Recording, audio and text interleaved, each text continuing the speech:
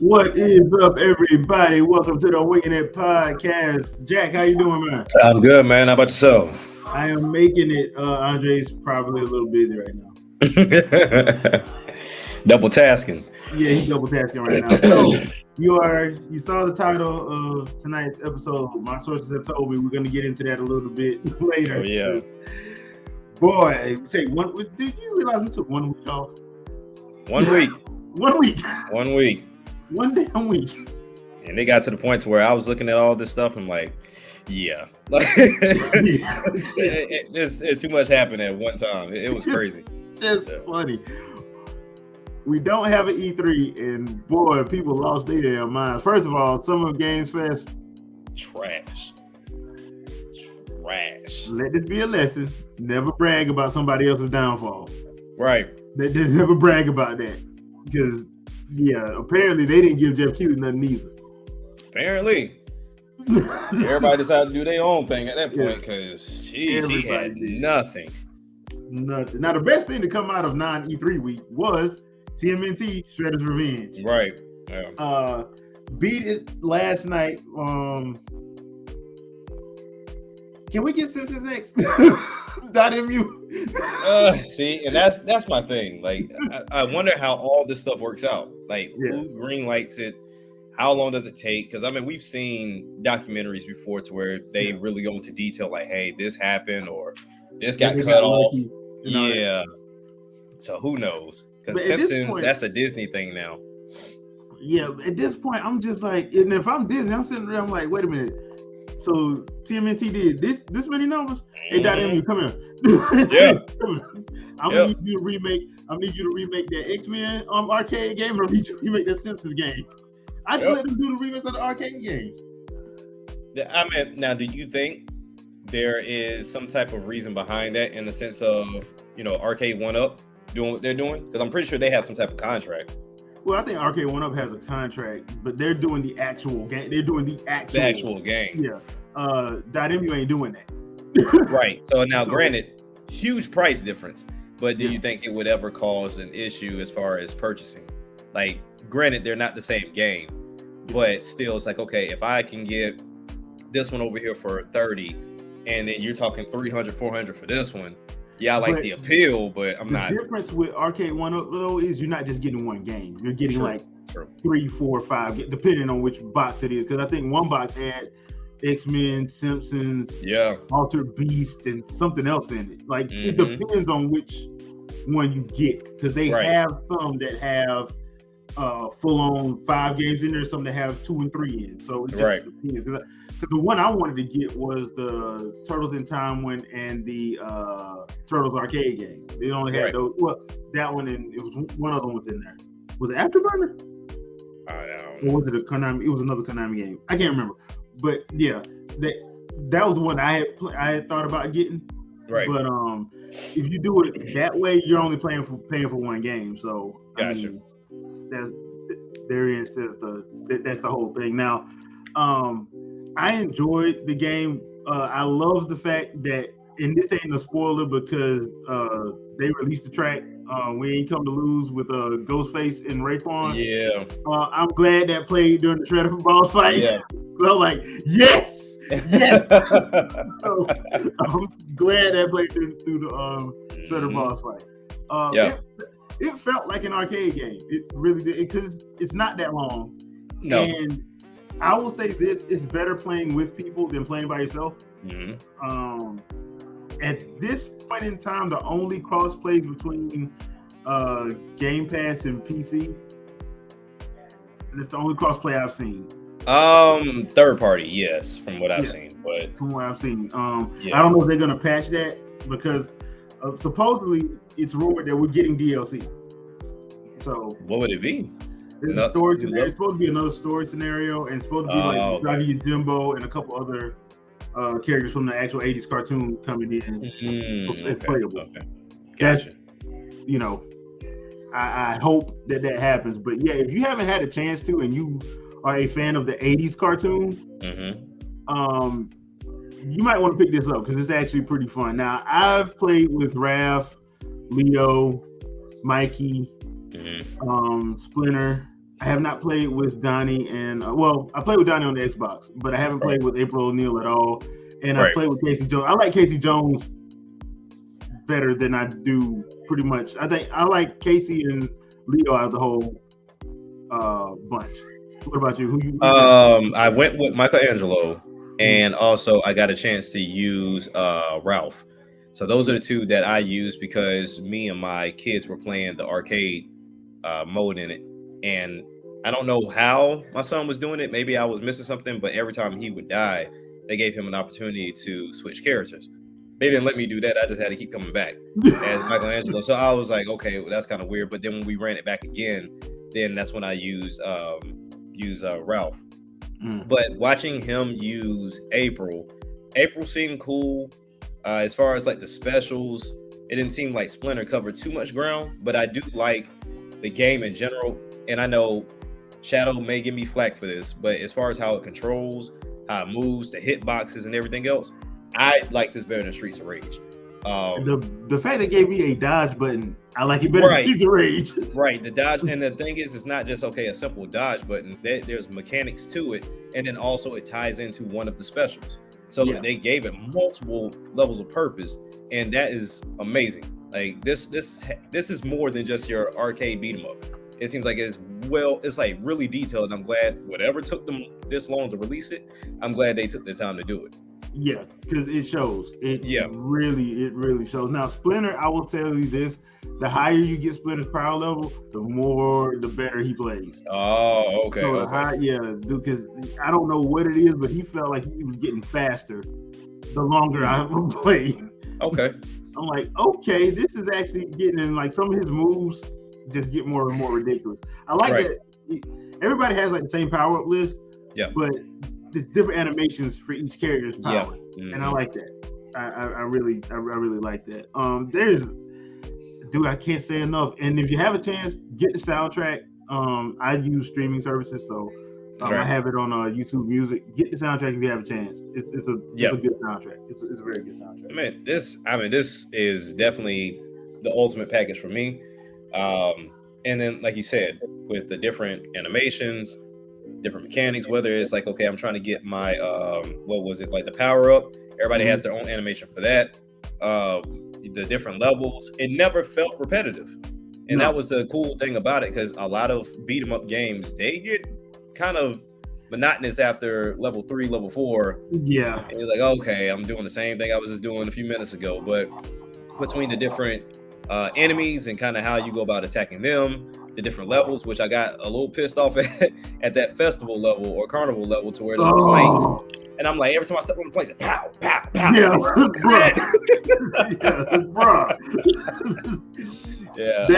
I enjoyed it though. The boys loved it too, so that's always a double win for me when my kids can enjoy it. But and it's the there's a lot of collectibles in there, enough collectibles to keep you busy. You have to pay attention. There is no going backwards, so if you like go too far, you will miss something. There's no redo the whole level. Hey, you're back. I had to be a responsible adult. Hey, that's the hardest thing to do. Quick thoughts on Shredder's Revenge. I love it. I ain't gonna lie, I love it. The only problem I have is a couple of things that you already highlighted. some of the traps in some of the stages are placed in ways that make it very difficult to avoid them. Yeah. And then you have the challenge to avoid those obstacles in the level, like the daggone zoo level where the monkeys can throw freaking bananas. Yeah. It's like you make a whole level. Now you got to avoid a bunch of stampedes. Yep. But then you don't know these monkeys are throwing bananas at you, and you get hit twice when an enemy grabs you and you fail the challenge. Yep. Yeah, some of them challenges are ridiculous. Like you can't get hit one time. Like really, bruh? Did you not see how many foot soldiers you put around me with no power? How you gonna put me in a bullet hell level and tell me not to get hit? Yeah. Yeah. That was like that first level. I'm thinking, okay, maybe it's super simple, but even the smallest things will get you hit. And I'm like, okay, well, I don't know how they want me to complete this achievement, but cool, whatever. Yeah. It'd be something weird. It's gonna be the main reason why you do it. Yeah, exactly. And I have one issue with the controls, and that's when you're running, you can't run and jump. You have to stop running to jump. True. Because they do a slide. Like you have so many buttons. Why is slide not just an automatic command button instead of you having to run to slide? Yeah, that is one thing I will say that is kind of annoying because the simple fact that everything is tied to something. So, like you said, if I want to run, jump, and then do like my dive attack, I should be able to do that, but I can't because now it's a little spin or a slide depending on who you're using. So yeah, I would. It throws off your whole momentum, especially in that rooftop level. Because if you're running, and you come up, you will hit the jump button. Yep. Well, that's another thing too. Like I get the idea of keeping the sanctity of the beat 'em up, but we got like 12 buttons on these controllers, bruh. Y'all can spread some stuff out. Oh no, that's not a good excuse because Turtles on SNES and Hyperstone Heist, you can run and jump. That's not a good excuse. No, that's what I'm saying. I agree with you. I'm just saying, like, I understand why some developers don't want to use all the buttons. Like, dude, we got the buttons there. Yeah, they're there. Like, if we're being honest here, they could have put the slide on the A, B, or O button and put the dodge on left bumper. Yeah. Yeah. Because you don't use the bumpers at all. Not real. No. Actually, no, you don't use them at all. Only for the special, right? Yeah, only the for RB. Yeah. One. And that's it. Like you don't use triggers or nothing, so you can put stuff there. That's the only thing I don't like when we start doing these beat 'em ups and they start wanting to modernize. I'm like, dude, utilize the buttons. Back then, okay, we didn't have a choice. We had to do it the way y'all had to do it because we had limited buttons. Now we don't have that problem. So that's why I got mad at Streets of Rage. So I'm like, give me a block button. If the enemies can block, why can't I block? Right. This is the one thing that this does better than Streets of Rage. You can at least do a dodge. Yeah, you can at least dodge. Yeah. And it works very well. It did save my behind too many times. Yeah. I mean, I love the game, man. So, I mean, I'll definitely probably play it again before I lay down at night, but because I want to go through the story mode. So I think I made it to like level 7? Like 7 around that? Yeah. 16. So yeah, before I got hijacked. So I was like, okay, cool. You know, the kids are here, so that's gonna have to get put on the back burner for now. But yeah, anybody that is a fan of beat 'em ups, anybody that's a fan of arcades, I think you will enjoy Shredder's Revenge. It's worth the money. Right. So, pick it up. Okay. Yeah, definitely go get that Game Pass it. Whatever you got. Whatever you got to do. Yeah. Pick it up. All right. So Resident Evil, Capcom during non-E3 week busted out. So they had a little. They had a couple of little presentations. They had one for Monster Hunter, which basically showed us everything we already knew.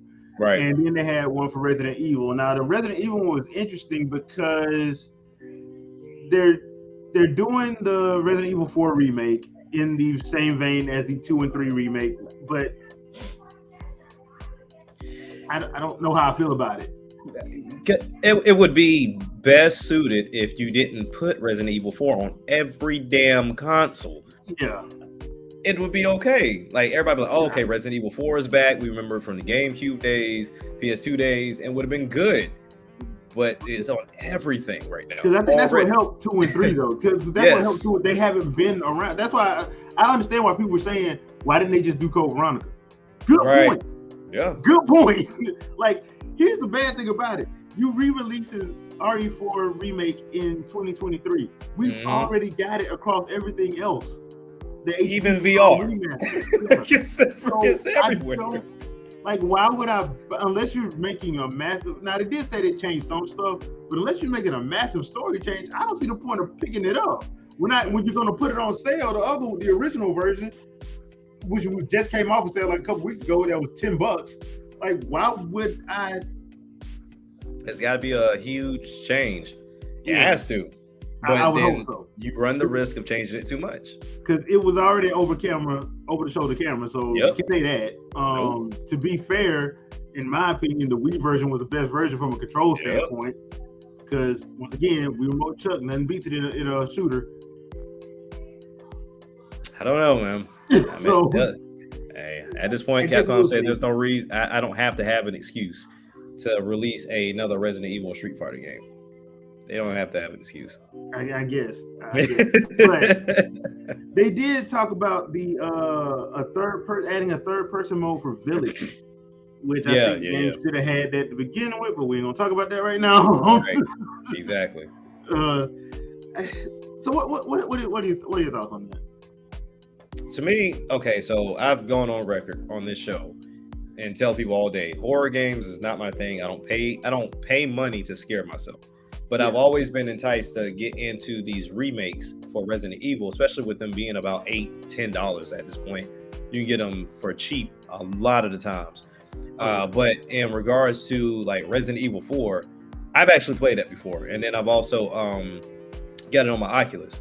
So that's going to be very, very hard for someone to top from my standpoint, from the way I've played it, because that game was built from the ground up. So at the end of the day, when it comes down to it, there's nothing they could showcase, improve, or do anything for me for this remake of a game that never went away. It's been around for so long. Yeah, I don't know why they did it. I mean, I get it. If I'm in the swing of things to where it seems like people like this, that we did it with the first one, second one, third one. Hey, look, let's go ahead and shoot for the fourth one now. Don't touch the fifth one.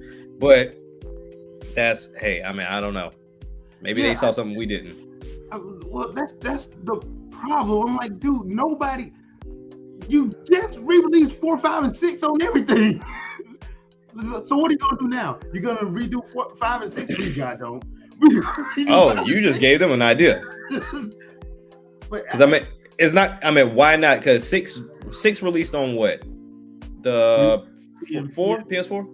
I think it was PS4. It was PS4 and Xbox One. Yeah, that was 2013 or 14, I think. Oh, there you go.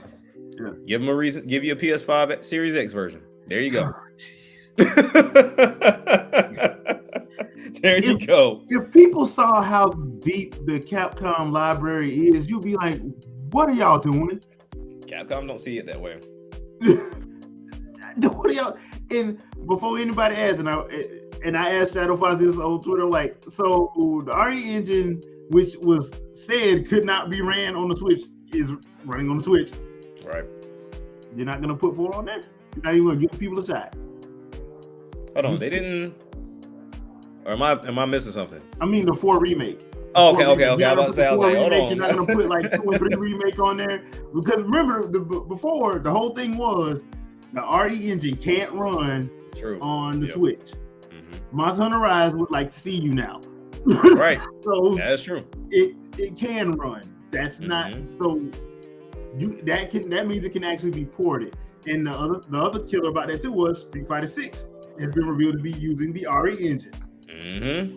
But we know where it's not gonna go.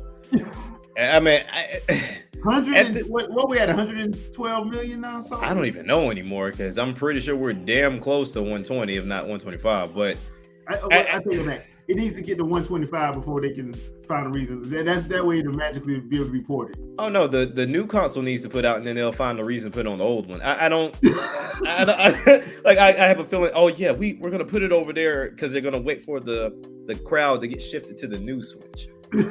That's what they're gonna do. I don't know why they didn't pick the game up. I don't know, man. At this point, with as somewhat busy savvy as I am, or that I like to think that I am, Capcom must know something I don't. Maybe I need to go back to business school or something. Like I don't know anymore. I'm confused. Capcom don't know nothing that you can't see with your own. At this point, I think Capcom just breaks out in massive hives when they think they might actually make some money. There's got to be a fear for success type thing. Ain't no way. Game on the Switch, it's gonna be too much money coming in. We can't handle that. And this is like, I don't even see this as okay, Microsoft and Sony are in our pockets type thing. I don't even see that as a situation. But especially considering the fact, as Capcom, from what they told us, was the one that told Nintendo to put more RAM in the damn system for them to do whatever it is that they're gonna do. And then we got Monster Hunter. And I don't know anymore. At this point, I'm just sitting there like, okay, well, I'm guessing from Capcom's point of view, they let Mega Man be in Smash. People should be satisfied. I guess. BS. I call it. Look, these are the same people that remade an engine that said it couldn't be run on the Switch. They ended up using it to make one of their most popular and well-selling games on the console. They said it couldn't run it. Hey. They don't know what they're talking about. That's why I said I find it very funny, because I remember, because Andre, me and you talked about that. Yes, we damn sure did. How, like, they was talking about how the RE engine could never run on the Switch. I'm like, and then that don't make no sense. And then 75 million sold, and magically Monster Hunter Rise appears. The only thing, and this is the only thing I'll give Capcom, and this is a very small, it's not an excuse, it's just something very, very small. If I'm going to make a project to where 9 times out of 10, the whole, I guess, premise of me doing the remake is for the graphic fidelity, then okay. I don't see the need to put it on the Switch if I know it's not going to be up par with the other two from the graphical output. I'll give them that. I still call BS. Oh, I do too. I'm just trying to give them a cop out. I'm not. Because if that's the case, then just translate the controls over to RE4 on the Switch and actually use it properly. Point. Got a good point there. Yeah. Or, you know what? Put Resident Evil 2 and 3 remake on the Switch. You see what? Oh, hey, even better. Remake fucking Dino Crisis and stop with this fucking bullshit with Exo Primal. I think we have a pissed off Andre, people. I forgot all about Exo Primal. Granted, they just showed it, but I forgot about it. The concept is interesting, but I still want Dino Crisis. Well, that's the thing. Like, it's like they heard people say, Dino Crisis. Hey, guys, you know what? I think we're gonna do dinosaurs in space again. I think we got a significant number of fan base that actually wants Dino Crisis. Let's give them this instead. Oh, hey, you know what? Since Onimusha was built on the same engine, do Onimusha and the new RE engine and put it on the Switch. That would mean that we have to go back to when they were making games specific for certain consoles. No, I'm saying put it on the Switch, and then after it does well, put it everywhere else and make more money. Gotcha. Yeah. I mean, basically what Shadowbox has been saying, like, it should be lead console, and then you just have to do what you need to do to get it up. Y'all want to know the best way to make your games run the best on it? Work on it first, and translate to everywhere else. Then you can make the game run better and look better on the other consoles. So everybody on the Switch still has a really good experience, rather than this half-ass shit that everybody's doing. That's true. That's very true. So I guess y'all gonna really love this next topic. Of course. Square Enix, baby. It's Square Enix time. So, Andre, I'm gonna let you handle this one because apparently, Crisis Core is coming to the Switch, and it's coming native. Yes, but Kingdom Hearts, which was run on the PS3, couldn't be put. I wonder why. Maybe it's because they weren't willing to pay to have it done, which would have satisfied a lot of people and made everyone happy, or because that version of it would have sold the best because people could have taken the game on to go with them to play it and get the full experience. But hey, who am I to say this? I mean, I don't realize that game companies have been following me for years and listening to what I've been saying, then doing it, and then not giving credit. But hey, I'm always wrong, right? This is what I don't get. So I saw the trailer for Crisis Core. I'm like, okay, not bad. I mean, it's significant. I like the game on PSP. I thought it was actually pretty good. I'll tell you right now, I like Zach Fair more than I like Cloud. But everybody likes Cloud. Yeah. But I'm like, hold on. What? It was funny because at first, when you first look at the trailer, it doesn't say. I was expecting them to say Cloud version. It didn't say, so I'm like, wait a minute. Okay, so give them time. But then it came out. Square Enix themselves like, no, it runs native. Wait a minute. But y'all couldn't Kingdom Hearts native. Yep, and that's exactly what I said. Wait a minute, but you said that Kingdom Hearts couldn't, and I would give them the benefit of the doubt with Kingdom Hearts 3. But 1 and 2 final remix, I was not giving them the benefit of the doubt. No, there's not even remotely close of a reason to not put them on there. It should have been on the Wii U. On PS3. All on PS3. Ain't no reason it couldn't be done. Yeah, like it should have been on Wii U, but we ain't gonna talk about that right now. But yeah, we ain't gonna go there. I'm just saying, like, hold on. You sitting up there telling people that we had to do the cloud version. That's to be the best way to bring them. Like, no, you didn't. No, you didn't. Not if you bring it. Remake Crisis Core. Right, the most random. Like the most random. Well, I kind of figured when Final Fantasy VII Remake dropped and they didn't give anybody how many episodes it was going to be, I'm like, they finna do all these tie-ins as well. So I would not be surprised. Episodes they don't want to actually say. Yeah, because I would not be surprised if Dirge of Cerberus is going to be next. Yeah, you already know. I'm very sure it will be. Yeah. Guaranteed. I like that. I like the idea. I just want them to fix it because that control scheme was horrible. Right. Yeah, they gotta. Like, that's the one game that needed the control scheme fixed, didn't it? This is Dirge of Cerberus, and what was the game for the other game that was the mobile game? That had the I don't remember what they're called. Not the record. The Dissidia games or no, the crew that was chasing Cloud and Avalanche. I can't remember their names. The Turks? Yeah, the Turks. Oh, you talking about the game that came out in Japan, the mobile game that came out in Japan? Yep. They'll probably do that too. I'm pretty sure they're gonna remake it. Yeah. In the same engine. Yeah, because they never said and I should have never bought Final Fantasy VII Remake because they never said how many episodes. They got me with nostalgia. I'm not gonna lie, they got me with the nostalgia. Well, they did recently say they are doing only 3. I wonder how many tie-ins are going to be related to those 3. Well, here's the funny thing about it, because later on in that Square Enix presentation, they came out and said that the Final Fantasy VII Remake stuff is not a remake of the game. It's called a rebirth. It's its own thing. That's why you kept seeing Sephiroth at the beginning. I'm pretty sure Aerith's going to survive. Spoilers for a 25-year-old game. I'm pretty sure Aerith is going to survive in this version. No. If it's rebirth, she's not going to survive. She's going to resurrect. Wasn't that the whole thing about it back in like '98? They was like they cut it out of the game. Yeah, because she was supposed to, which is nice. But why not give you the option to resurrect her like you were supposed to have in the game originally? Yeah. Don't make it be part of the actual story. Just make it an option. Yeah. Hey.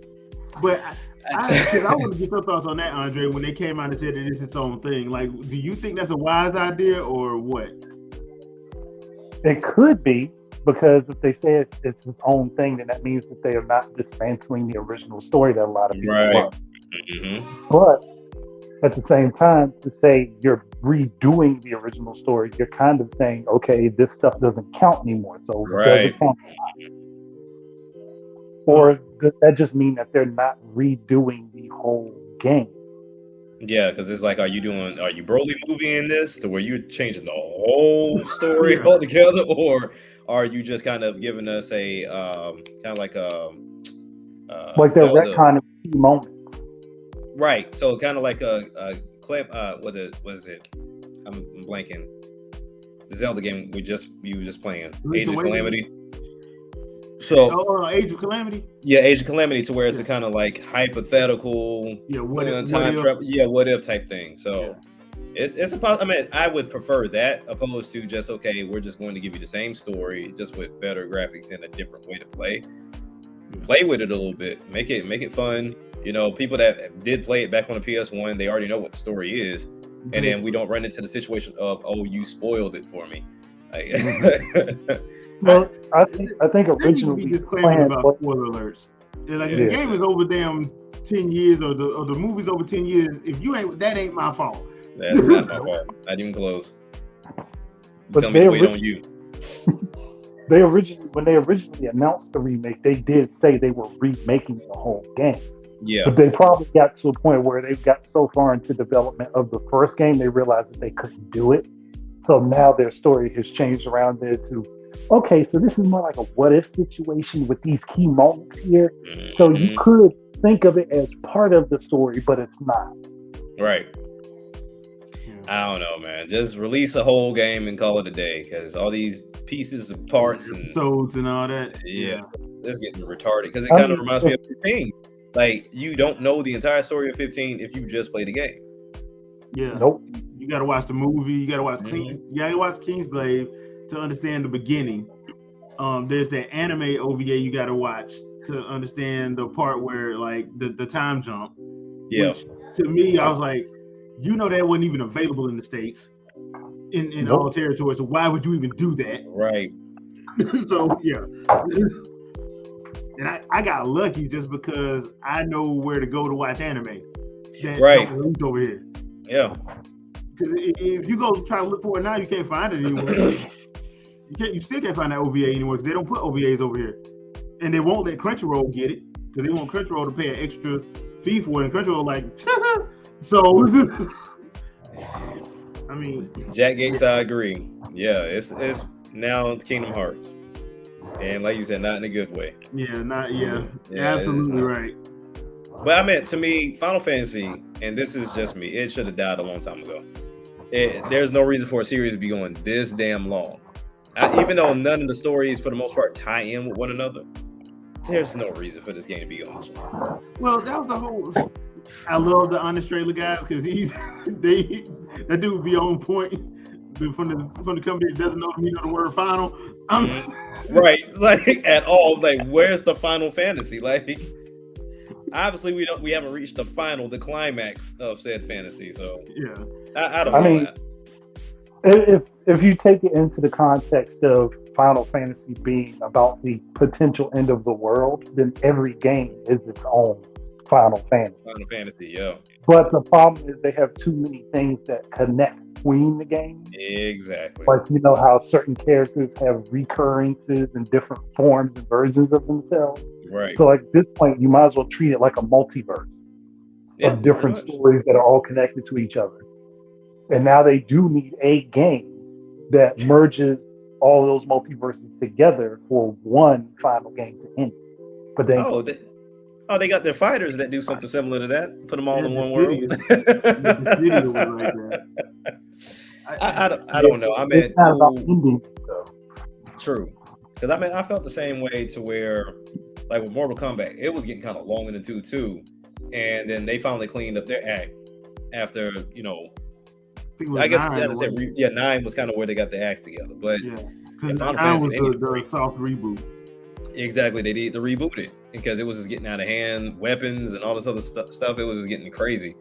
But yeah, Final Fantasy needs a reboot, like bad.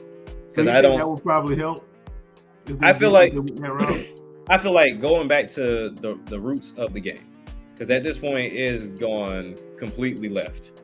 To me, it's like it's all about graphics and this big illustrious story, and I don't know. It kind of don't make sense. It don't make no sense. It's like they get started, and then at the middle, it's like, yo, what the hell were we talking about? Like, okay, well, let's just start up with what we thought was going to work. And it's just like, what happened here?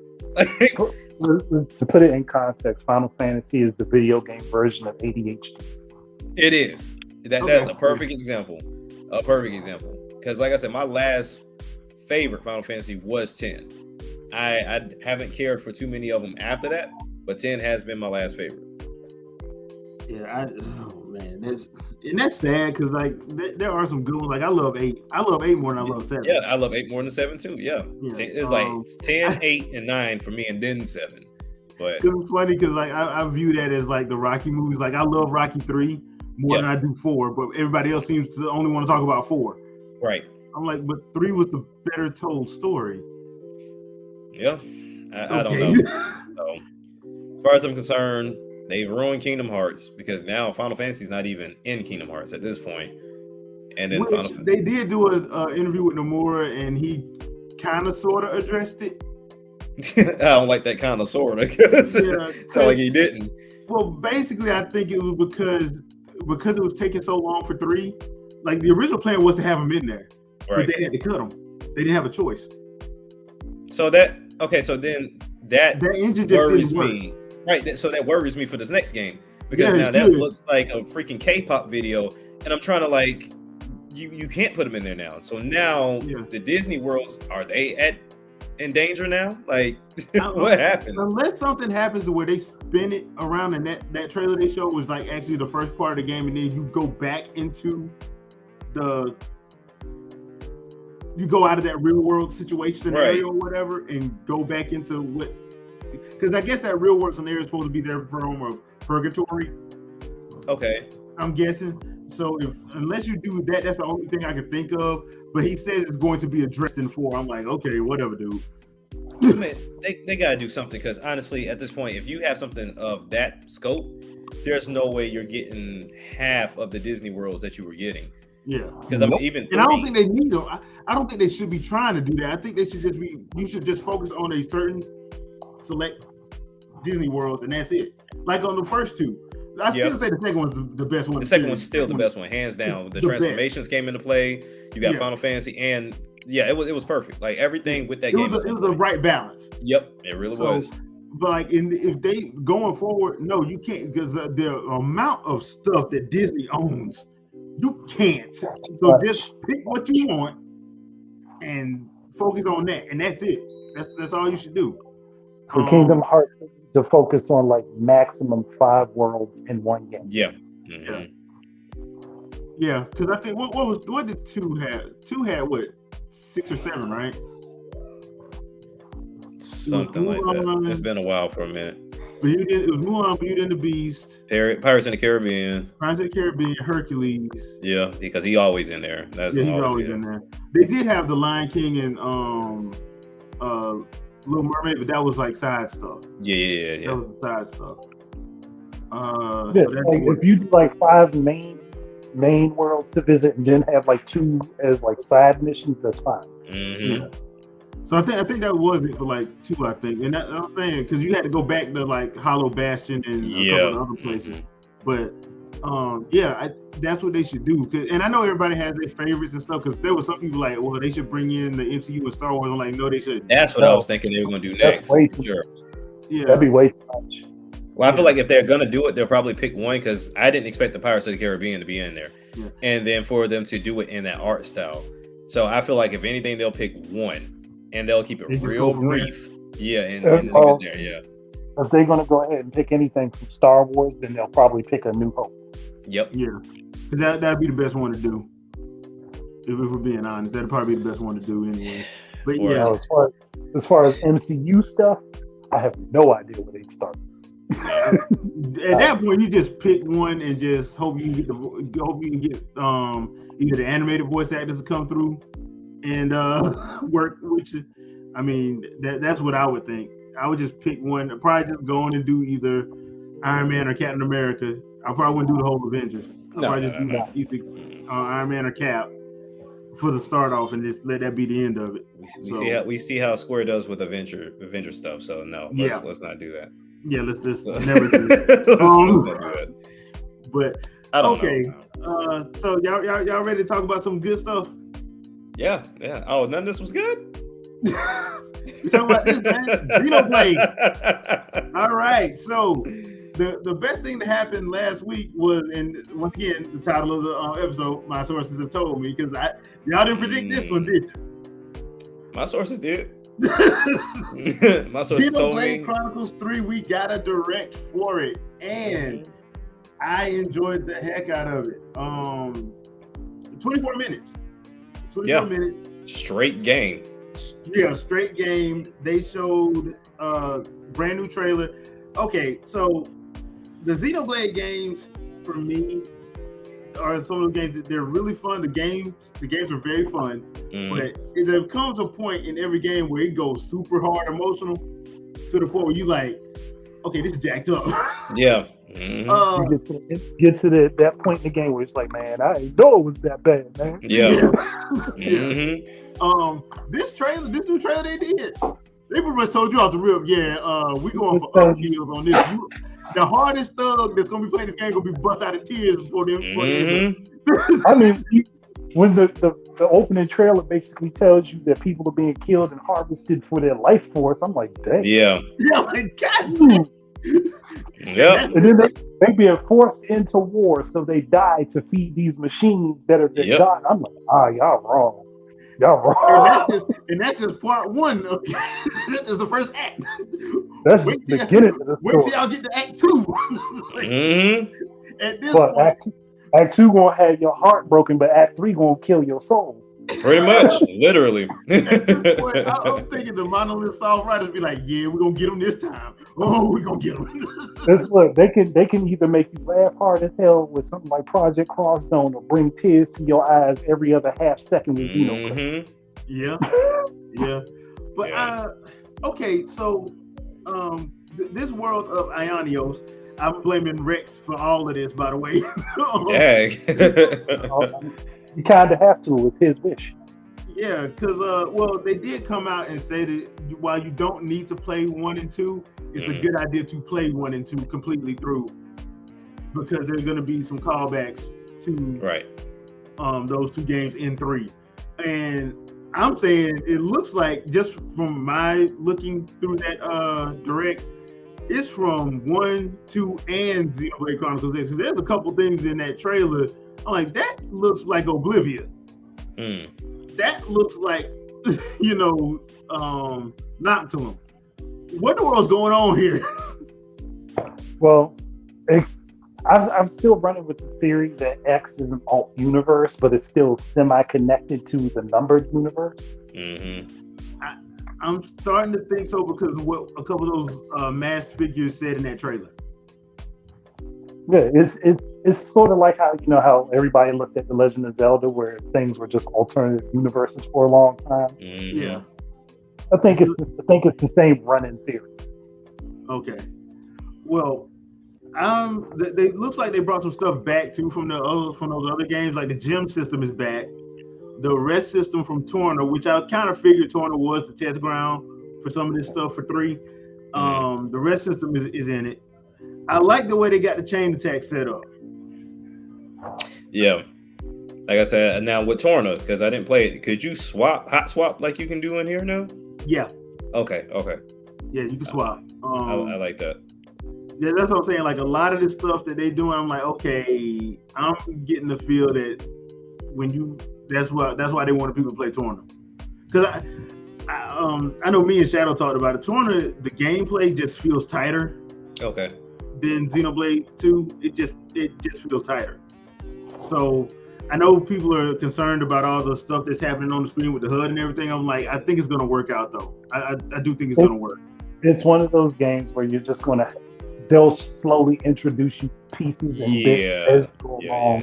And then once you got into the rhythm of it, everything will seem simple. But looking at it just makes it look complicated. Well, the thing is, I mean, they look like they were pretty deep in, because I think we saw like a level 91 somewhere. But my thing is, with any Xenoblade games, prior Xenoblade experience tells you that a level 91 can be he can be there day 1. Yeah, right there in your face. So, but with most games, like with all the Xenoblades, I played all of them. Now I haven't beat all of them, but I played all of them. You don't start off with that much crap on your HUD like that, because it's stuff that you get grabbed over time. So the area where they showed means that you got to be in there a decent. Yeah, because I think the area that I think you're talking about, everybody was like level 55 in that area. Yeah. Mm-hmm. That was but So, as far guess who shows up, people? Oh man, I was in the chat. One time for the chat. I'm wondering though if they're going to do what they did in X and make you get to like chapter 8 before you get to do your character. Man, well, they might. They might, because, and here's why I think they might do that, because of that Ouroboros system. I think it's going to take a while to get used to that. Yeah. I think it's going to take a while to get used to that. But you know that's going to piss so many people off. Yeah. It's not going to piss me off because I done already learned to take my time when I'm playing the Xenoblade game. You have take to. my time and learn everything. Yeah, you have to. By the time I get to that, I probably got killed by 15 level 91s when I was level 10. They run with me this way. We're not fighting right now. Let's go. Leave me alone. Leave me alone. Right. Or they're going to chase you down to the boss. Yeah. Mm-hmm. They already showed you Immovable Gonzalez is there. So go ahead and get ready to see him again. Right. So now, within this trailer too, I mean not trailer, but the direct, did any of you think it was an issue with the frame count with the game? Because it did like it was hiccuping in certain areas, but I mean we're maybe a month out, and I'm pretty sure that was an old build that they were showcasing. Do you think it'll be smooth at all, or was it just too much going on? According to Digital Foundry, I didn't know they dove in on it. Okay. The same people that told you those clouds weren't possible in Breath of the Wild 2 on the Switch. Yeah. Gotta love them. 59 frames per second. And I can't. I can tell that wasn't 60 frames a second with my naked eye. No, you can't, bitch. I'm lying. It's a copied frame. You can't even tell what the skip is. Like you don't know where it is. I'm a mutant. I go to the Xavier School for Gifts for the Youngsters. Yes, I can tell. Yeah, that's true. I remember that. I remember you telling me about that. I think that for this, I don't think it'll matter because the bottom of the barrel will be Xenoblade Chronicles 2. Right. In handheld mode. That's going to be the bottom of the barrel. Torna is obviously better than that. So all it has to do is do what Torna does or better, and it's fine. Right. As far as frame rate, performance, and pop in and all the other kind of stuff goes, like it's a JRPG, dude. Like what do you expect? And if you look at everything that's happening on screen at one time in combat, like it's a lot. It's a lot. That's all I was going to say is that they got so much stuff going on screen. If there's a little bit of slowdown with all that they're doing, right? Yeah. No big deal. That's all I was going to say. Like, if you played any of the Xenoblade games, once you start playing some of those higher level tyrants and stuff like that, there's a little bit at times, depending on how big they are. Yeah. What's the one that we fight in two on at the cliffs, Shadow? The big dragon looking thing, the level 80 something dragon. Either Tyranno or it's the Terradil or whatever. You're not talking about a Profane Place, are you? Yeah, the Terradil one. Yeah. So that thing, it popped out on me, but it's like it's taking up damn near the whole screen. Right. So and you have to, when you're fighting, you have to actually select parts to fight. So it's not like every fight's gonna be like that. But yeah, like the tyrant characters, like the only one I think that one I had a problem with, and the one in Tiburantia that was basically a Tyrannosaurus Rex. Yeah. That one. You're not gonna be able to beat those. So I mean, if you think about it, like if you pay attention when you fight any of the how can I say this? Any of the in-game bosses in Xenoblade Chronicles X, your Wii U is pretty loud because those fights there's a lot of stuff all over the screen. You have to turn on overdrive to survive. And as soon as all that's going on and this thing is flying all over the place, throwing all kind of stuff on you, you're like, bruh, Giant Telethia Wii U is like, we need more cooling. Yeah. And fans start kicking in. So to be able to see stuff like that, as complex as that in the palm of your hand in 2017, bro, like what else are you guys expecting? This is hilarious to me that we're like, oh, well, the Switch is starting to show its age. I'm like, can y'all show me? 2022. Like, I mean, like it took Steam Deck to come out to be something that doesn't explode in your hand You know what I mean? To do what Switch is doing. And even then, it's still not as seamless. Like, nope. Switch is not accessible either. Put it on the dock, take it off the dock. Put it on the dock, take it off the dock. No system's doing that right now. So I don't know how else to explain it. And me saying this right now makes brains melt. They don't want it. Well, they should just have more tech in it. I'm like, will it still be able to like go on the dock, go off the dock, go on the dock, go off the dock without it exploding? That's the thing, and I don't think that's currently possible. Right. I think there's one thing a lot of those people forget is that the Steam Deck doesn't come with a dock. It surely doesn't. You gotta buy separate. And even when they do release their dock, it's gonna be you don't know what's in it. Yeah. You literally don't know what's in it. I don't know what's wrong with people's eyeballs, but I'm still playing on my launch Switch, right? The non-fixed LCD panel, the non-OLED panel or whatever, and games look pretty good if they're 480p or below or whatever, or some games might be running 720p on it, but they look pretty good to me. So I don't know what, like, the pixel density is way finer than it is on a giant TV. So me looking at it with eye relief, at a normal level, I don't know. Maybe people are playing their Wii U like this in handheld mode. I don't know. I don't know what they're expecting here. And when they do that, and they say high level see out of a handheld. I mean, but these same people don't complain about Steam Deck though. And you're only going to see 800p on that display because it's all it can do. Because it's that's at most, right? That's at most, right? That's at most. Yes. Yeah. It's the popular thing right now because I can play my PC games even though I don't own PC. I can play my PC games and do all this other stuff. That's why it got quiet. It got quiet real fast, and it's not accessible. So that's another thing. Yep. It's just one of those things to where it was something that they felt was going to push the Switch. But the same thing I say with Digital Foundry or any of these other channels that do comparisons, you wouldn't know if no one showed you. It's just a matter of you doing that comparison. Playing 2K on the Switch is fine. Yes, 30 frames, but it's fine because you get adjusted. But the moment you look at 60, that's when you start freaking out. Well, but it's funny because these same people will go and stream a legacy game. Mm-hmm. Oh, this is unplayable. I can't play this on Switch, blah, blah, blah. Tune in to see me on Friday playing this 64 game. What are we doing? Hey, man, do not come at the 5 frames a second of the glory that is Ocarina of Time. As many people that play that game, I don't want to hear nothing about Breath of the Wild. That game is damn near a slideshow. I don't want to hear nothing in some areas, man. Like, it was like, I think the second phase the first phase of Ganondorf, before you leave the castle. Yeah, bruh, it's bad. Slideshow because he's slinging freaking projectiles everywhere, and you have to hit them back. Yeah, slideshow, man. The first game of Nintendo, the first game of Nintendo Switch volleyball was on 64. But your input response was damn near instant because it's a serial cable coming from your controller, so there's no delay. So to you as a player, you don't see you don't have to wait for what you're doing. You pressing a button, you don't have to wait on that response to show up on screen. Versus, some of these other games today with their great engines and whatnot, you tap a button, you wait about a good 2-3 milliseconds or whatever, then you see a response. Yeah, that's kind of bothering me. But Shadow, I had to ask you this because we don't have Super Bros on our podcast at the moment. So I'm not grilling today.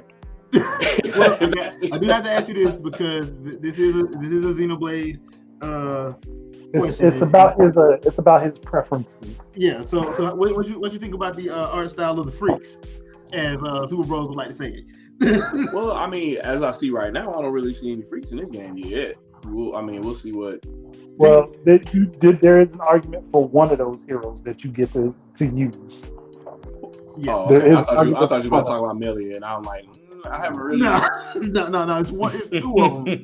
It's two of them. So let me ask you this though. What did you think about the adding the extra hero class? Like you can actually add a 7th member to the team. Oh yeah, that's perfect. That's great, and I like that the Nopon are there, and they still do the Nopon combo from Future Connected. Yeah. So if you could do that and do team attack and somewhere in there somewhere in there, a wild Numa appears or a wild Ontos appears, and you're able to do whatever their final form is, and Elma shows up. I'm good. Well, that's a lot of chaos. Elma's gonna be DLC, I bet you. Elma and Numa are probably DLC. That's why they went on and talked about the DLC. So I went on the pre-order day too, by the way. That man set, ready to go, because that's next month. All right. Yeah, I already went on the pre-order the DLC as well, because I'm not. I ain't even messing around this time. So, what do you think that story scenario is going to be? Do you think the story scenario is going to probably have where we can actually use the DLC like they did in XC2? I think they're going to do the same thing. It was extremely popular. And people like the reveals and stuff like that, and they got a good response from it. And they know that trying to sell that stuff piecemeal is not going to be successful. So just bundle it all together as one. If you subscribe to DLC, we'll deliver it to you in chunks, and you will not be disappointed. Yeah, and I don't think that's bad because you're getting 4 waves. 4 waves for $30 ain't bad with a entire story scenario. The last story scenario was 200 Golden Country, and if you played that, yeah, and all the DLC and too, like a lot of people sleeping on that, but it was a lot of extra content. I mean, you had Corvin and all these other people you could unlock, and they had completely different quests and stuff for you to go do. And they had story tied to the main game and the challenge mode and all that. And they showed you how all these characters interact with this world, even though they're not supposed to be from that world. So, which brings me to this story question for you, Shadow. Does the Grand Arc Sage Nopon show up, and does he finally tell the truth? Since the guy in the beginning of the direct kept talking, he kept hitting at the simulation and how they're gonna act this time. I don't know, but I hope so.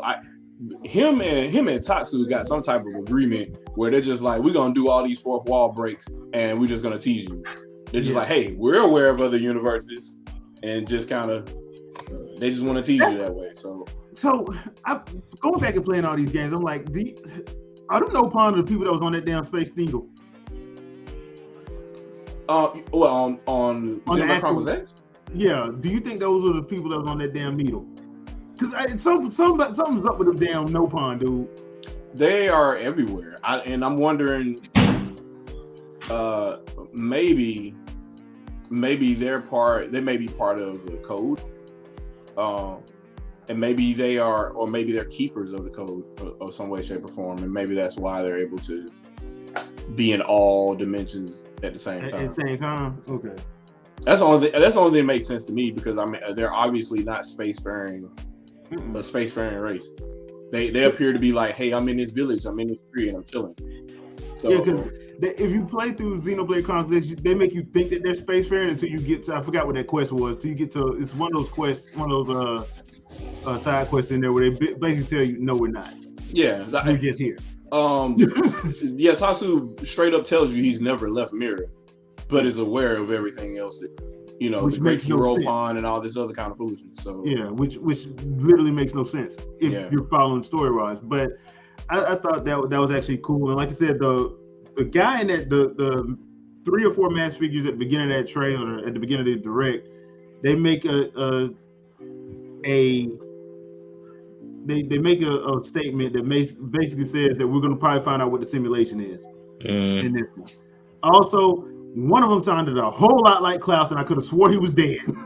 Yeah, at the beginning of the play. Yeah, it did sound like Klaus. All right, so I wasn't crazy. I just wanted to know I wasn't crazy. But ain't he dead? Like, did he get absorbed into a black hole? I mean, Ontos is doing the time-space event right now, so we don't know what else is happening right now. Okay, so that dude just checked out after Xenoblade 1. He's like, I'm out. He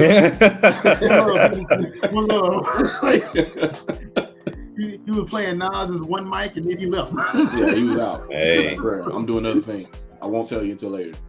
So the Ouroboros system. I like that they said that you can actually change who the main lead of it is. And it actually grants you different abilities.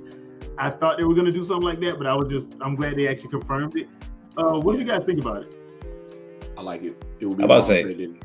Right, because that was my key thing, and that's why I was asking you about the Torna aspect of it. Because I mean, just being able to, I get it. We have our chains and everything that you got to do with these combos, and sometimes your partner's don't do it. So if I can switch and do what I have to do to pick up their slack, then I'm all with it. So yeah. Well, I will give the Xenoblade team, the Monolith Soft team, this. They don't make stupid AI. No. Yeah. Their AI is very intelligent. So like they pretty much feed off the way you play and they act accordingly. Right. So you don't have to like that's one of the things I do like about Monolith. I'm like, okay, they understand that like you can't if I can't control all three of these guys, they're gonna have to do what they need to do at the right time. Mm-hmm. So especially if you got it set up for what they're supposed to be. Okay, you're the healer, you're this, you're that. Yep. Yeah, so it works out. And then they act accordingly. So man, being able to switch between all 7 in real time though, that is amazing. Like that's gonna be crazy. So if anything is gonna slow down the game, that's what I'm expecting from this. Because might have to be in the dock. Well, I'm thinking that's probably gonna slow it down when you have to fight like a tyrant. Yeah. I think like on the regular enemies, I think it's not gonna matter. I just think like when you have to fight them gigantic level 70 and above tyrants, that's when you're gonna have like the slowdown and all that stuff, especially in handheld mode. But here's the thing, like when I use my Switch, like when I'm playing an RPG like that, when I'm in handheld mode, I'm just doing the side stuff. I'm not doing the main quest stuff. When I do that stuff when I'm docked. So do y'all do that? Or do y'all play the whole? It depends on the game. I mean, but definitely Xenoblade.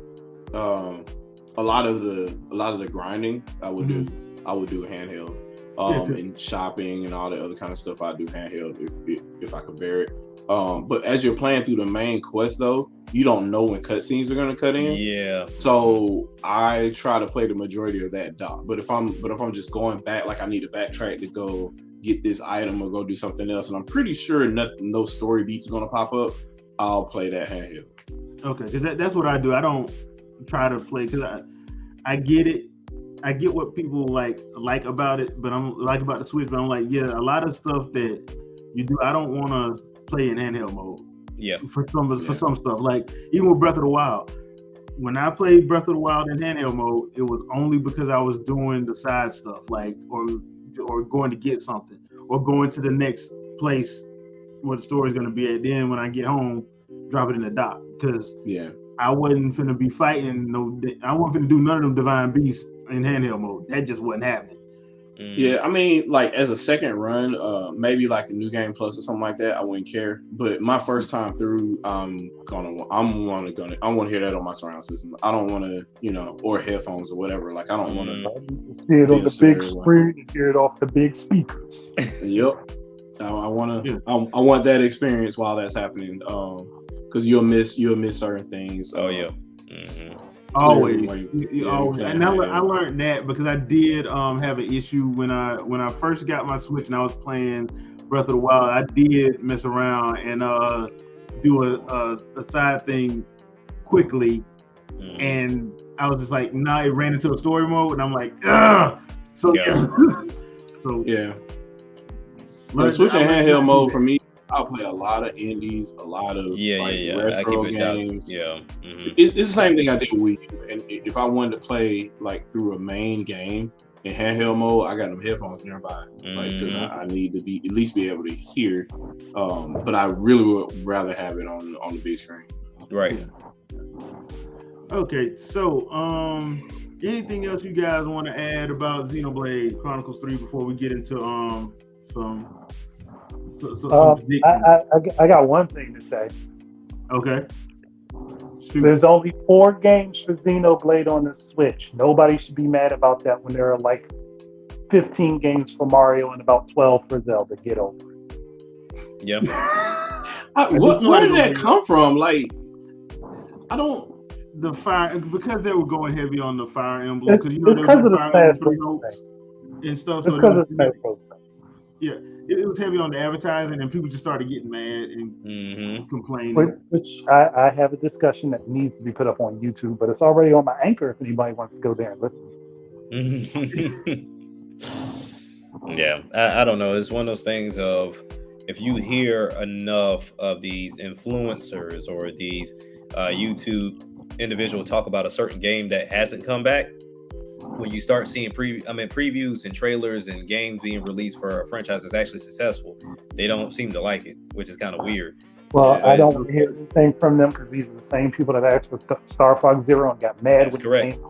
That is correct. That's my main thing. Like, I wouldn't pay attention to them, but the thing is, it's very annoying to where, let's say we talk about Metroid, right? We just got a Metroid game, an awesome game. But the thing is, they're looking for 4 because that's what everybody's talking about. So where now they're starting to do a counter of, it's been 4 or 5 years since we saw the JPEG for Metroid Prime 4. But then all these other games are coming out in between, and you're saying that Nintendo's relying too much on Xeno or relying too much on Fire Emblem. Are you serious? Like Nintendo just published like a moving game, like a game based on you moving out of your house. Like what do we? You can't say they're not making new stuff. Like what are you? But that goes back to a lot of people too saying any of these years has been a dead year for Switch. You can't tell me any console has a dead year if you only play first party. Like it's ridiculous. There's games that come out on these systems. If you're only relying on first party or even only relying on AAA, because there are some games, even would you mention that moving game that Nintendo has that is deemed exclusive that people will not play, but then say that Nintendo didn't drop anything. People still don't count Ring Fit Adventure. Man, people still don't play Snipper Clips. What's up? Snipper Clips, Snipper Clips was a great game. So there's a lot of things that people refuse to count because it's not a part of that top tier franchise. It's weird. Yeah, people be fake outraged, and you know how it goes. Like, well, I need these names for it to be considered this or whatever. It's not the AAA. But what do you mean by AAA? Do you mean quality, or do you mean it's what other people talk about? Because what it seems to be about, it only matters if the people that I follow are talking about it. Exactly, because even you'll see it in some other podcasts too. Yeah. Look, man. But the thing is, you'll see it with the same podcast too. Like when they say, what predictions do you have for the direct before they go live? Everybody will repeat what the podcast has said already. Like, that's not your prediction. You're just going off of what he said in the last couple of shows, what he's looking for. Look, man, all I'm going to say is this. Ring Fit Adventure will really get you a good arm and back workout. I'm telling you. Get you a lot of workouts. Jump will be on point. Grabbing for air and water. Now you will be tired as hell, but you'll be on point. But that's Wilson 69 said it doesn't mean quality, it means budget and hype. It used to mean quality. It used to mean quality. It used to, but the thing is, I put AAA and Next Generation in the same category. Right. It's gotten so diluted at this point. It's just a buzzword now. Yeah. Because AAA's meaning was quality when we had AA and single A and B and C and D grade studios. We don't have that. No. You mean back when we used to have like Midway and Acclaim and B tier, straight everybody B tier. from the 6th gen. They ain't even AA. They B tier like a mud. Like Mortal Kombat Deception was like, if you go back and look at that, man, that game is rough. But it was rough. But it was a Mortal Kombat game. And Mortal Kombat games at the time, then they weren't like, they're not trying to compete directly with like Street Fighter or anything like that. So it made sense. Well, they couldn't, and they knew it. So they had to. It's just like what Rare with Killer Instinct. They knew they couldn't compete with Street Fighter. So what do we got to do? We got to do something that makes our game stand out. Oh, we're gonna do these combos. Mortal Kombat was like, we're gonna piss off every parent known with the man. Hey, it worked. Yeah, and they somehow they fell into a product now that can actually be compared. Mortal Kombat 11 is really good. It's really game. It's really good. It's in there. Here's the funny thing about Mortal Kombat 11. I'm sitting here playing the game like, I don't even want to do fatalities. I just want to do the dog on home. The X-ray attack. The X-ray is more brutal than the fatality. Yeah. And they're easier to pull off. Granted, fatalities have dumbed down a lot with inputs because you had to put in a whole damn computer password on some of the old ones. Have the spacing right, and make sure you ain't hit low kick. And you got to make sure you have to have an arcade stick instead of a doggone controller. Right. And God no forbid, blocking the whole round, like just the damn whatever. brutality. Oh my goodness. I can tell you a single brutality pull off. Man, it was one. I think it was one. It was a fatality that not Shao Kahn, that Shang Tsung had. And I don't know how anybody will figure this out other than Midway telling you, but you had to hold low punch for 30 seconds. Yeah. And then he turns it to Kentaro 30 seconds. Yes, you just hold it and then like I said, the only reason why I even knew it, anytime we would get the games, depending on what rental store I went to, they would give us a poster, and the poster would have all the fatalities on the back of it. Oh, that's the only way we knew. The only way. And then after a while, computers with the dial up, I could print them off then, and then have them printed out that way. But yeah, other than that, nah. Yeah. Again, I say this is me, Killer Instinct in arcade, straight up in cards. Yep. Because like when we figured that stuff out, we would write them down, and then I would have my grandma go to church and Xerox the thing so that way you couldn't erase it. Put them all in the list. Yeah. Right. Yeah, man. The stuff we had to do was different times. Different time. Now you can just look at your phone.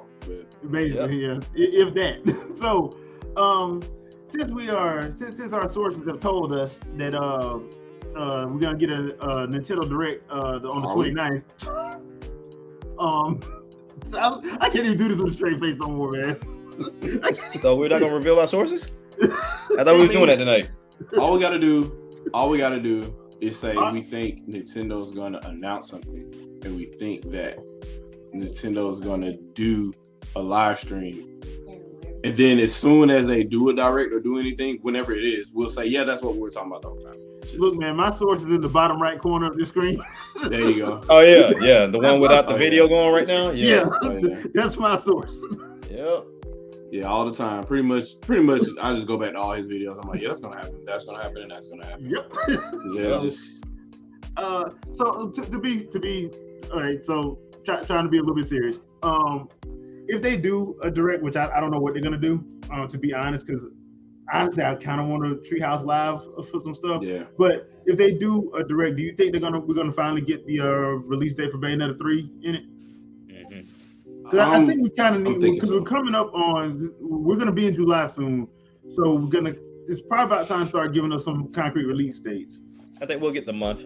And then it'll get its own separate direct. Yep. That's how I think. Kind of like what they did with Bayonetta 2. Mm-hmm. Yeah. Okay. But now I think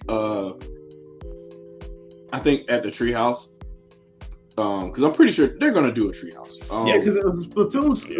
Splatoon. You got to specifically that they got to do a Treehouse for Splatoon. Yeah, you gotta do one for Splatoon.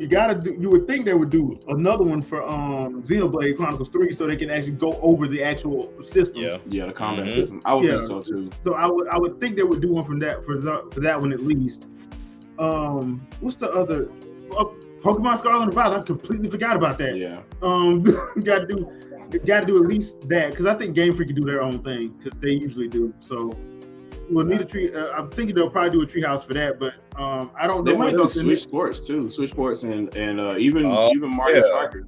Because we got the fall situation the fall coming update. up. The fall update. So I was thinking there's probably going to be something along those lines. And remember, there's supposed to be 2 games that we don't know anything about. That's supposed to drop this year, which is the reason why they pushed Breath of the Wild out to spring. So, so do you do a mini or do you do a full? Is the question. I don't know. I know one way or the other there's going to be a Treehouse. I just don't know if it's going to be a mini or full, or if it's just for one game or. But I think they're going to do a Treehouse for sure. Well, if they do one game, I think it's going to probably be which one comes next. And it'll probably be Xenoblade or Splatoon. Yeah, because you got to start building up, because I'm pretty sure there's going to be tournaments involved. I'm pretty sure they're going to do the demo, well, not demos, but kind of like those live tests. Yeah, live tests. You got to do those. Which with those obscure times, which I wish they would fix that. That gets so annoying. Do the whole damn weekend, man. I don't know why they don't do that. that to me, that's the biggest gripe with Nintendo for me with these games, because it's always at a time I can't do it. Yeah. So it's a waste. Or it's like so late for us on the East Coast. It's like it's not even worth it. Yeah, I don't know why they do that. Maybe there's a rhyme or reason, but I'm not going to sit here and act like I know. But they sure don't do it with those sales though. They make sure those sales are up. And they make sure everybody. For sure. Jeez, I look at that and I'm just like, between you and Steam, like I can't. Yeah. Like y'all are horrible. Okay, I'm gonna be completely honest, y'all. These crackhead prices out on Steam and Switch right now is ridiculous. I'm like, you just log in and you just see it on the home screen and you're like, I'm like, no, I'm not. Yeah. I'm not even going to the eShop. Nope. Devil is a lie. I ain't going to the eShop. Nope. Because they get you every time.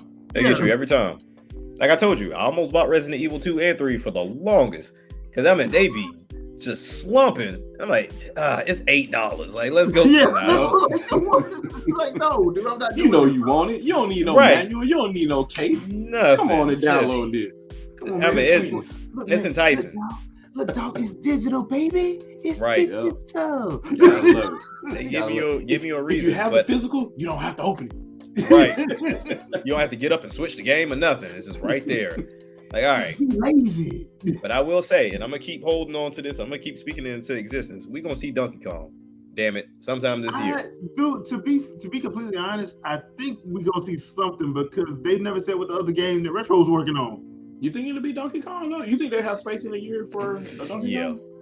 Well, I'm not saying it's coming this year, but it's definitely getting showcased. Well, we're gonna have to have something for next year anyway, because the only big game that we got right now is Breath of the Wild, and they've already said that the next Mario game is probably coming out on whatever the successor is. Yeah, they've already said that. But do you think Retro has like damn near 1,000 employees that's not, and the majority of them ain't working on Metro Prime 4. I don't think it was Retro by themselves. But Retro is still, they're actively supporting Nintendo too, though. So they're like doing maps for Mario Kart. Yeah. They're designing engines. Yeah, but we got that too.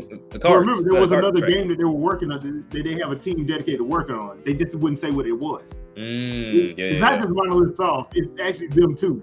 So we know they're working on Metroid or Metroid Prime 4. We just don't know what the other one is. I'm thinking it's 3D Donkey Kong.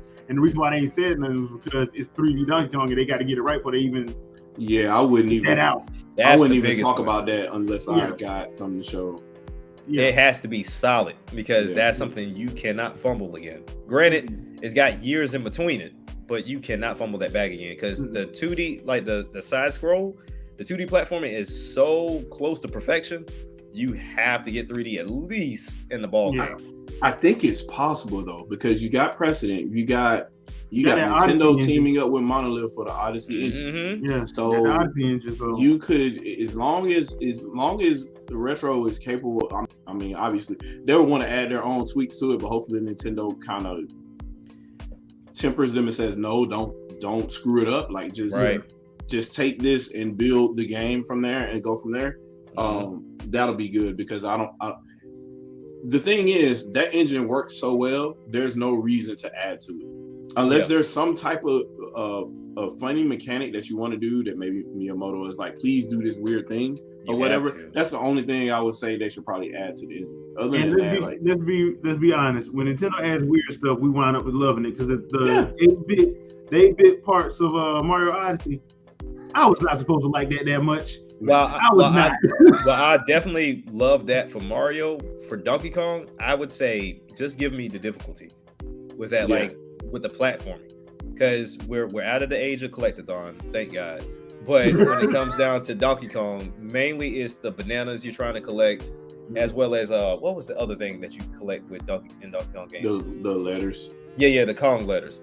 So if you add that, and then the platforming and the level design is just immaculate, cool. That's all I need. I don't need open world, nothing. So, just close it off and make those levels what they are. Alternate methods of traversal though, like skateboard, surfboard. Yeah, you can add that. Swinging from vines, like grinding or whatever. Yeah. Like grinding, but you're hanging from a vine. Right. Because I mean, they're gonna have to add some type of appeal to it. Because there's the bad part about it is with Donkey Kong, there's literally no basis they can start from. Yeah, there really isn't anything because when you talk about story, what story?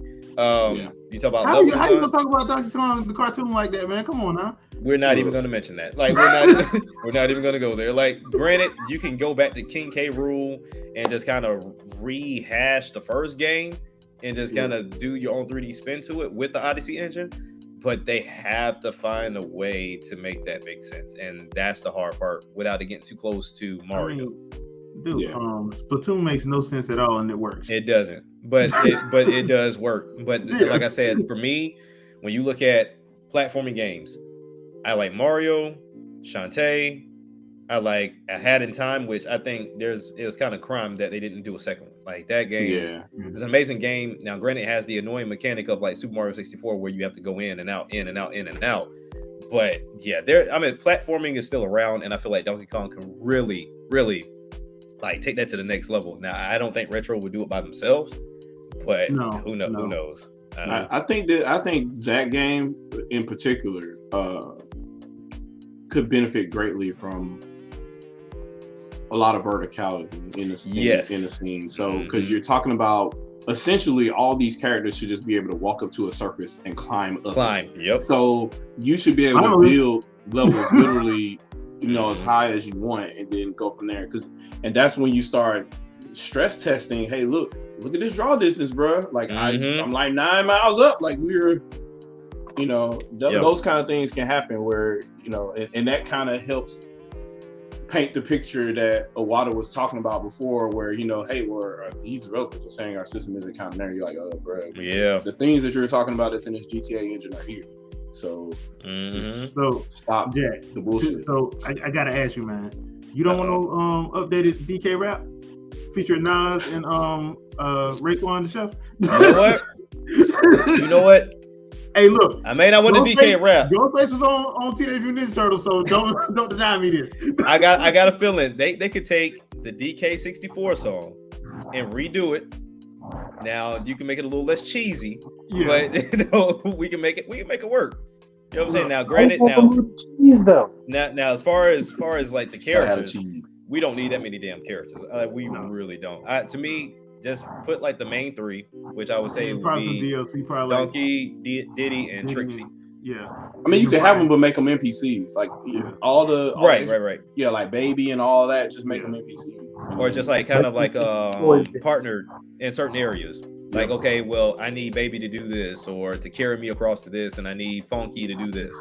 Like, yeah, they can definitely do it. It's just I don't know. Like, I just really love the Donkey Kong franchise. They could do something like what was done with Conker's Bad Fur Day, like like the little platforms that let you change or transform, but use the platforms to call the characters for assistance. They would have to introduce a mechanic for that, though, for sure. I mean, I don't know why you brought that up, but that makes me mad now, because now I'm going to scream again at Microsoft and Rare.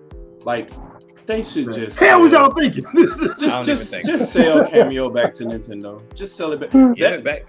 That's the type of game that Nintendo's charm would implement the most. I don't see New Rare doing anything with that. No. And that game ended on a cliffhanger, and it was pretty good. Yeah. I mean, by now that game would have had a crossover with Zelda at some point. Yep. That's what it was aiming. That's what it was going toward, to be fair. But okay, so last prediction, and this one is just because I actually like this game. I know a lot of people don't, but I love it. ARMS. Man, that's coming back. That's coming back. Yeah. But this time I actually wouldn't mind having an actual story mode. They had some characters that actually had beef with each other. I would like for them to actually trying to flesh that out a little bit. I think the issue with ARMS, outside of people just not liking new stuff, it much like we were talking about with most games, piecemealing it.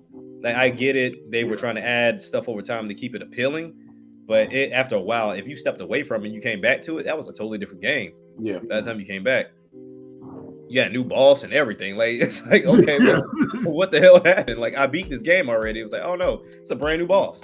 Oh yeah. Like, you beat the game, but you didn't beat the game. Yeah. Right. Then you become him and everybody jumping. Like, right. So I was like, all right. And if they were to do that, let me ask y'all this: do you think they should bring in Lil Mac and Bayonetta? Yes. Into it, especially Lil Mac. I mean, if they're a DLC character, sure. Yeah, I'm not talking about main. I'm talking about DLC style. DLC would be fine. Nah, I mean, if you're gonna do DLC with Lil Mac, and I want him to have beef with Spring Man. Yeah, true. I can see that. I mean, seeing as no one can jump as high anyway, so that fits. Mac, how could Lil Mac land a punch at all? He's fast. Well, you have to tweak it a little bit, of course. You have to think of it. If you make Lil Mac as fast as he is in Smash, he would fit. Yeah, because he can run up on you and get your defense while your arm. I'll see him in this game and just have him cheat. Oh yeah, Capcom. People think you dumb ass. I mean, he do literally spit fire. Yeah. It's okay. Capcom gonna go ahead and sell Mega Man to Nintendo. They're gonna go ahead and do it. The reason why I bring up Bayonetta, because I saw some fan art with Twin Tail and Bayonetta. I would actually like to see that fight.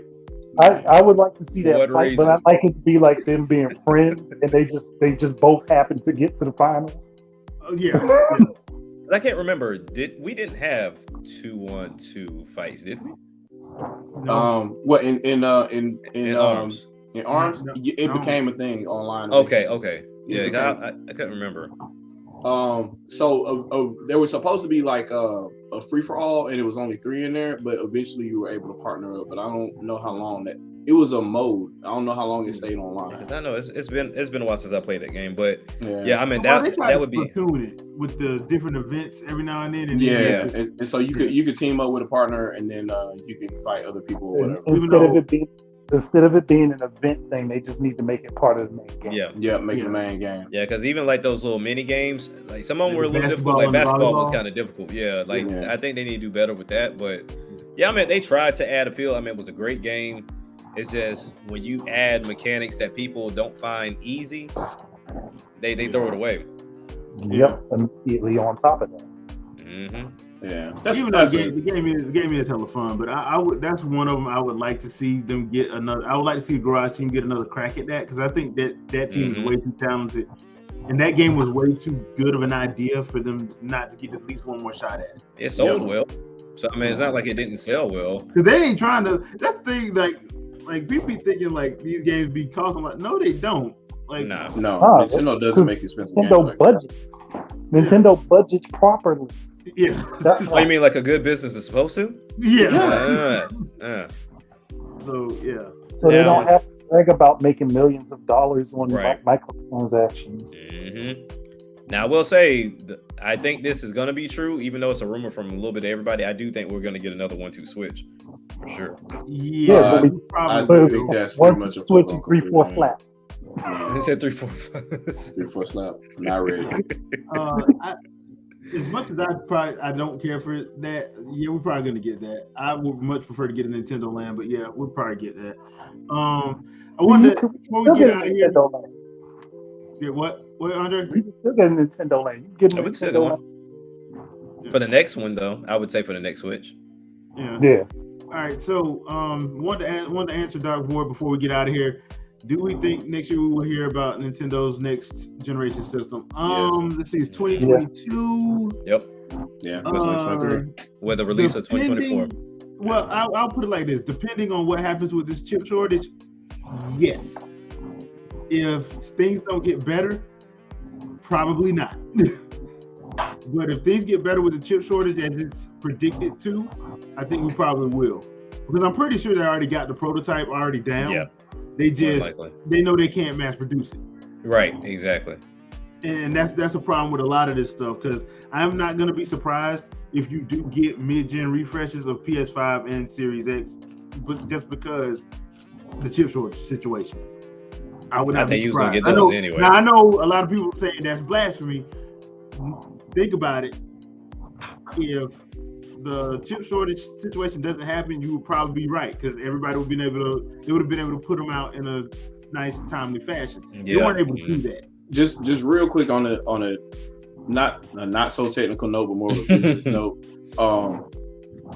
It's very specific and very targeted when they talk about the chip shortage. It is specifically for 7 and 5 nanometer processors. 14 nanometer and up, which is in a wide range of products, is still going strong and it's perfectly fine. That's why Switch is still being sold and mass produced the way that it is. Yeah. Plus their factories are actually open because they ain't in China.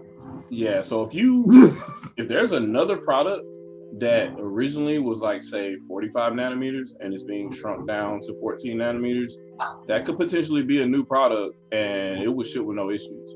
So I guess the question is, you know, we don't know what they're doing though. And I don't think, and just being completely honest with you, I don't think that's what Nintendo would do. I think they've already made this deal with Nvidia. Nvidia has already charted out what they want to do to support their new SDK, which means that it's probably going to be 7 nanometer or smaller. So it's going to have to, they're going to have to mass produce them and hold a lot of them before they can even put news out that this thing is ready. CES didn't have a lot of stuff about. You noticed that this year CES they didn't talk about that at all because they can't do this situation with this shortage is probably not going to get really talked about in the IT world and probably till like the end of this year, next year, if everything's looking right. Right now, the only foundry that has no problems making current generation GPUs or CPUs or anything that right now is Apple, because they're making their own shit. That's why they bought PA Semi. They have their own foundry and they do everything in house. So they're going to be able to churn them out. They're popping chips like nobody's business. So Google seems to be going the same way.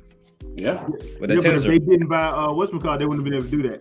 No, and that was why, because they saw the writing on the wall. They kept having issues going from different partners, whether it was Motorola or the issues between Motorola and IBM, and they couldn't get along. So Apple was over here rewriting what the names of chips were or the name of SDKs were, so they wouldn't get sued by companies that were beefing over some other stuff.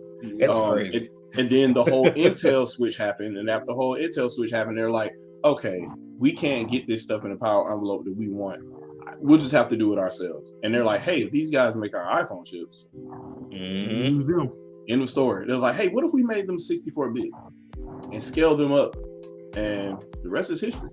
So that begs the question, though. So like with all these other common known manufacturers that people go to for chips, and we see things like Apple and Google with their Tensor chip or the Tensor chip, like, does everybody go this route now? And now everybody can't afford to. Well, everybody can't afford to, because you got to be able to partner with them. Right. So now it's like you're kind of dependent on the consoles now to do whatever. And I already know with Nvidia, you look at how this worked out for them.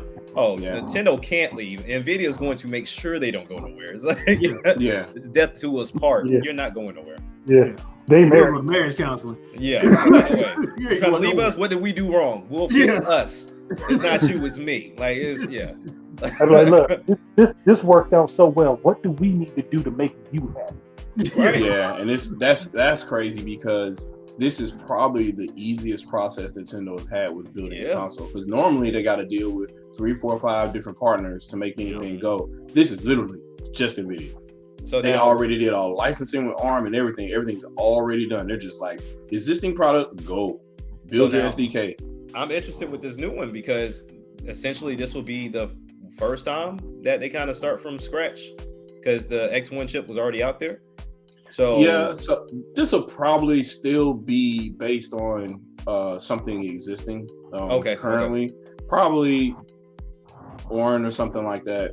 One of those, it's going to be one of the 7 or 5 nanometer designs that Nvidia has for mobile. And they may do desktop too. Who knows? I mean not desktop, but you know what I mean by as far as a larger chip. They may be able to do something desktop class, depending on. You probably saw the tweet I put about the supplemental computing device, because you don't really need it doesn't need to be wired or wireless. Really, you can actually kind of make it as part of the system. So think of like you have.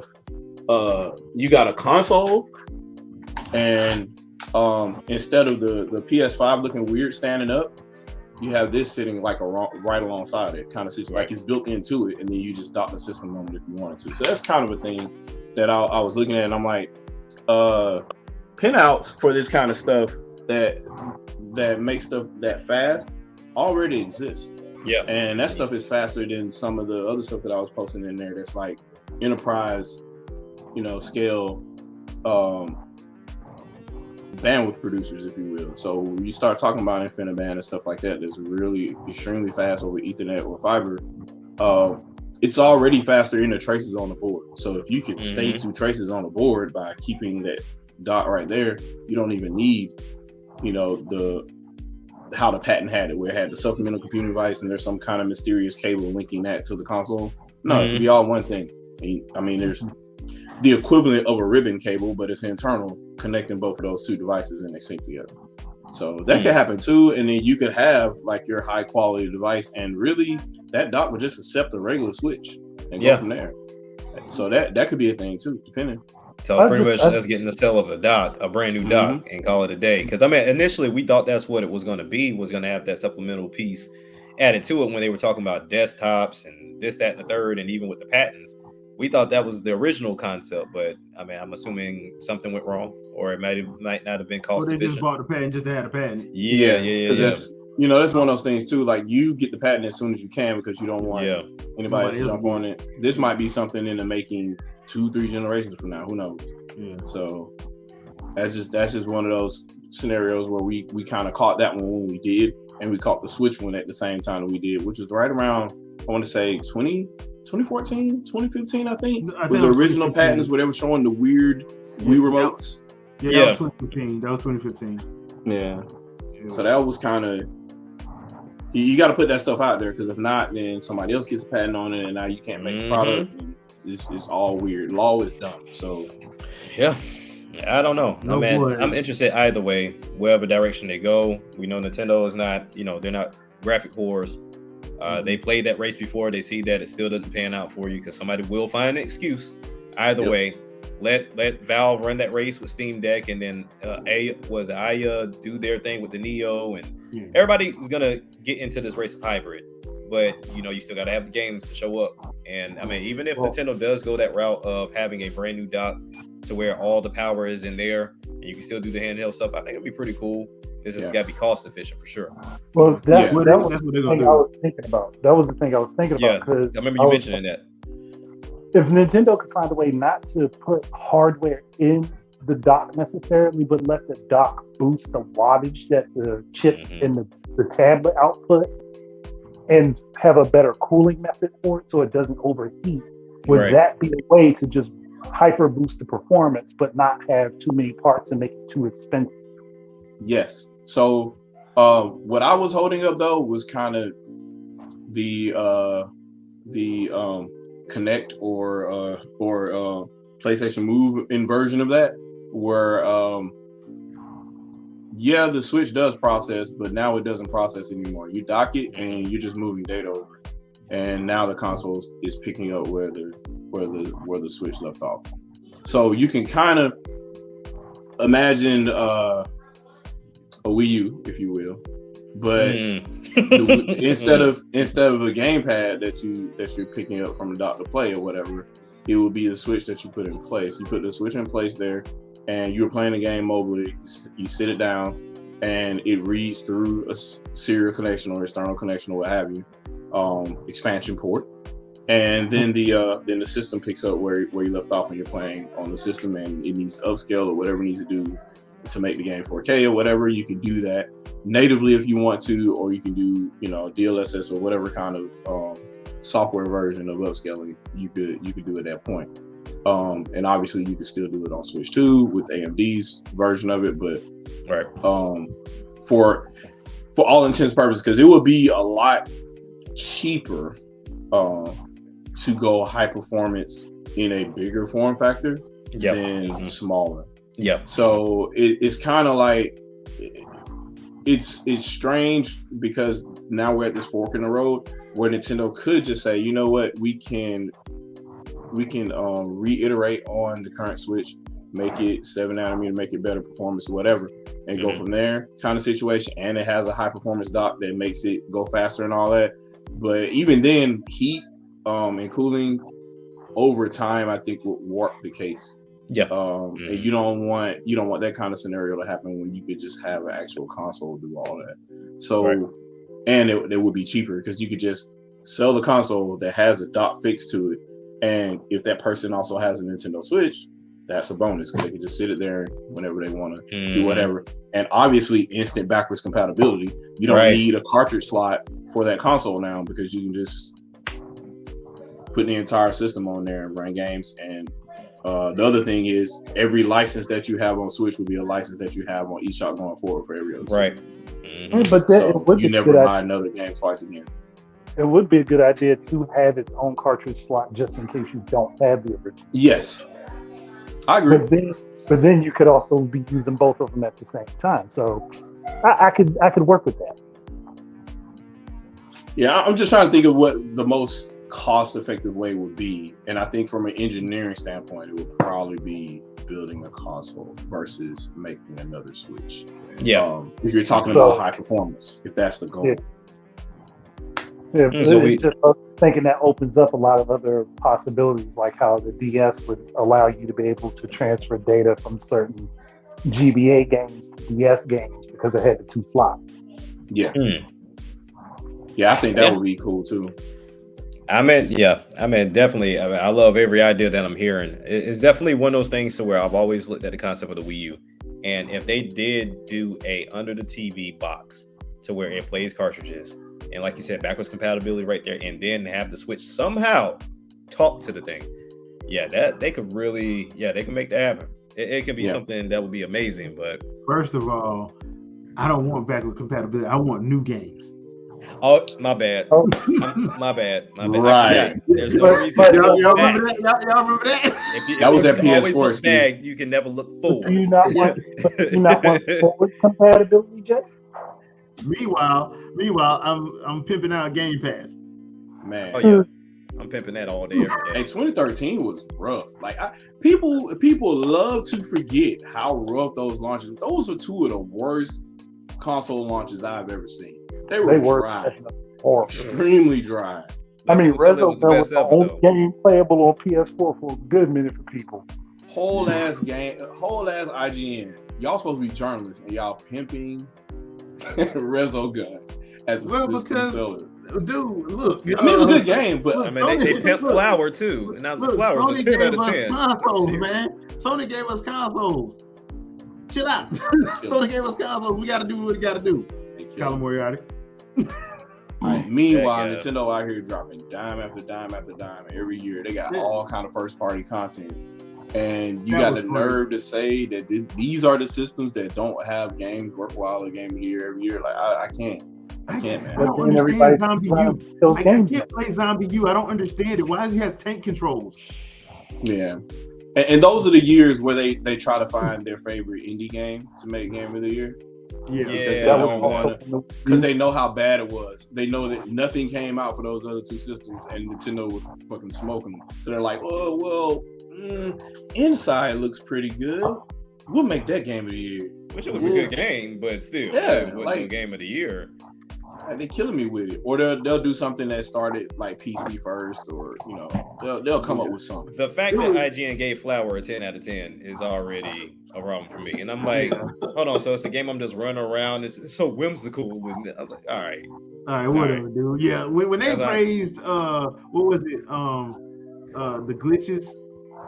The nostalgic glitches. Nostalgia. All right, bro. You got it. All right, I can't take y'all seriously no more. I just can't. The game is so big, and you run across these issues, and it's so fun to see the game broken. Okay. All right. There were bigger games that had less issues. Yep, exactly. All righty, people. That's going to do it for us tonight. Glad everybody could join us in the chat. We really do appreciate it. Thanks for hanging out with us. Jack, anything you want to pimp out? Y'all channels. Pimp out y'all channels, this podcast. Like, subscribe. I haven't gone to the YouTube's area yet, so I'm pretty sure most of y'all ain't hit that like button. But go ahead and do that. Share, definitely subscribe, and let people know about the channel, because I'm seeing a lot of gaming channels fall off, but we're still here doing it the right way. So definitely get on that for sure. And look, in the y'all interact, we interact back. We don't ignore exactly. You. Yeah, we really don't ignore you. So, well, there's one person we ignore, but we are. Yeah, that's another thing. Yeah, we're not talking to you unless super chats are above $20. Yeah, that's kind of weird. Yeah, and I just want y'all to know that before we go far, we are not. We don't have any sponsors just yet. So our first non-sponsor is. I was about to say we should just start making up sponsors at that point. I mean, look, I got one. We are sponsored by Fanbook. Why did you have to say that? Oh wow. Okay. Because I know she gonna watch. Hey, she's the biggest sponsor. Yeah. # fan bully. Andre, anything you want to put out? No, honestly, I don't have much on my channel right now. I'm still putting videos together and stuff. But earlier today, I did, and it's not gaming related, but I did give my thoughts on the whole RVW thing for all those that understand what I'm talking about. If anyone just wants to hear what I have to say about it. Yeah, I saw that TikTok. That was very informative. Please check that out. All right, Shadow. Yeah, channel's dead. But that doesn't mean the content's dead. So yeah, go back. The hibernation. Yep, resub, like, and all that stuff. Hell, dislike if you want to. I don't care. Any type of engagement on any of those videos are there. My channel will be back, and it will be back full-fledged. So just stand by. I'll eventually put something up on the YouTube channel. I'll put something out to all the subscribers at some point on YouTube, and watch my every move on Twitter, because chances are you'll see it there first. So yeah, play games, have fun, impress other people, whatever it is you want to do. Hellblade is okay. All right. Well, we do have a website. We do have a Twitter account set up. I'm going to be changing all the links soon. I tried to do that today, but for some reason they didn't stick. So trying to get an answer back for that. But yeah, check out the links that will be updated. And get you guys next Sunday, 7 p.m. Eastern Standard Time. Peace out, people. Peace. Peace, people. And be good.